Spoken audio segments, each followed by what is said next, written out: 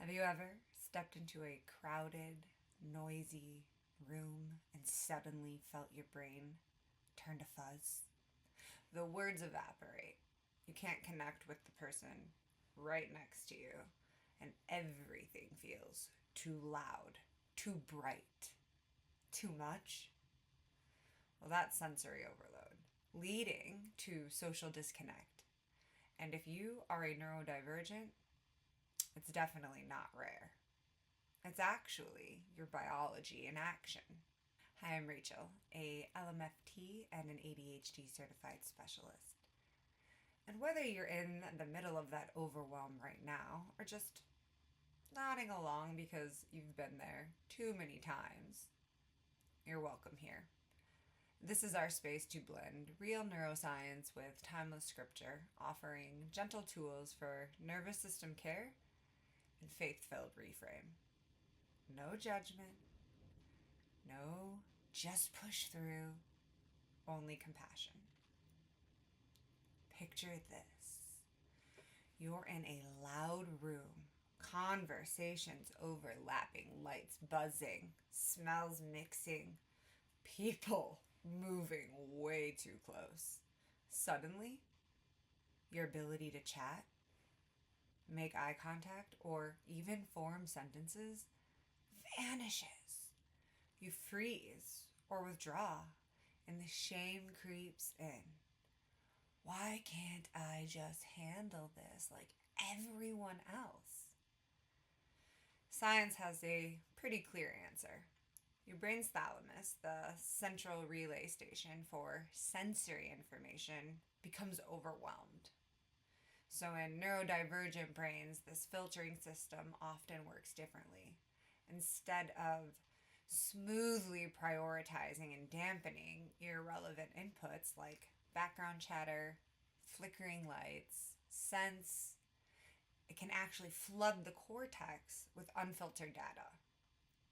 The result? Sensory overload shuts down higher social functions to protect you.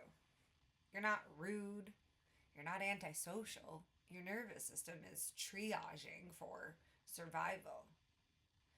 Neuroscience backs this up. The thalamus acts as the brain's gatekeeper and relaying sensory signals, sight, sound, touch, to the cortex while filtering out noise.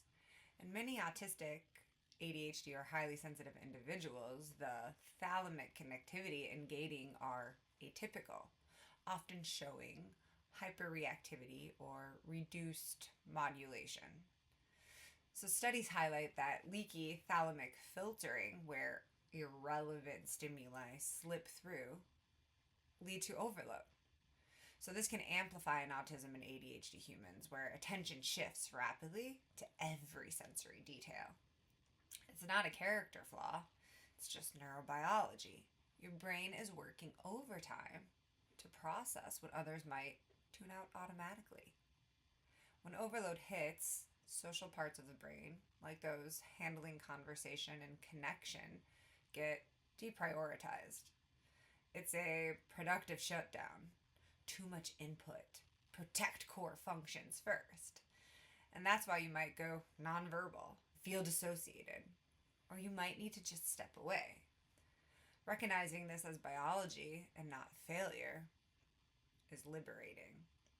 For neurodivergence, this happens more frequently because our sensory thresholds are wired so different. But that same sensitivity that overwhelms can also bring our deep empathy, our creativity, and our attunement to beauty that many others miss. So let's bring in the divine reframe here, because science explains the how, but faith speaks to the who holds us in it. In Psalm chapter 61, verse 2, David cries out from a place of deep overwhelm. From the end of the earth I call to you when my heart is overwhelmed. Lead me to the rock that is higher than I. David wasn't just poetically dramatic, he was desperate. He was exiled, pursued far from safety. His heart, emotions, mind, spirit all felt flooded, and he needed something. He needed someone higher than his own strength to stand on. That rock higher than I is God himself, stable, elevated above all chaos, a refuge when everything below is swirling. In that moment of overload, you can have a higher rock prayer, just like David. Pause with me, even just 2 seconds. Inhale. God, this is too much. Lead me to a quiet place within you. My brain is overloaded. Anchor me to your peace. These aren't just magic words, it's a surrender. You're inviting the one who created your brain and the thalamus to lead you to higher ground, where the noise quiets in his presence. Stepping away is not weakness, it's wisdom. Closing your eyes for a beat, finding a quieter corner, or silently repeating that phrase, that's running to the rock. It's preserving your capacity so you can return with more love, not more exhaustion. David knew God had been his shelter and strong tower before. Remembering past faithfulness fuels present trust. Your nervous system might need a reset, but your soul has a refuge that never overloads. As neurodivergents, we often carry extra shame around these moments. I should be able to socialize longer. I'm letting people down. But scripture and science align here. Protection isn't failure. Boundaries are not selfish. And stepping back to regulate is how you honor the body God gave you. You're allowed to need quiet. You're allowed to need the rock. And when you return, your presence will just be that much more authentic because you've tended to yourself first.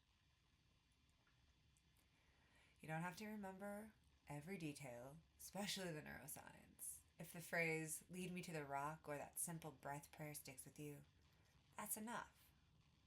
Let it settle gently.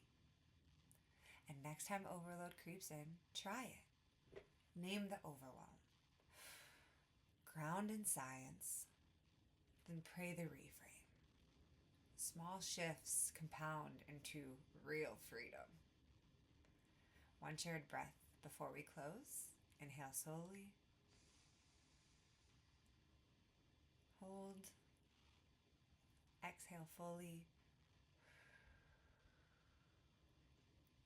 You're not broken for needing this. You're human. And you're held.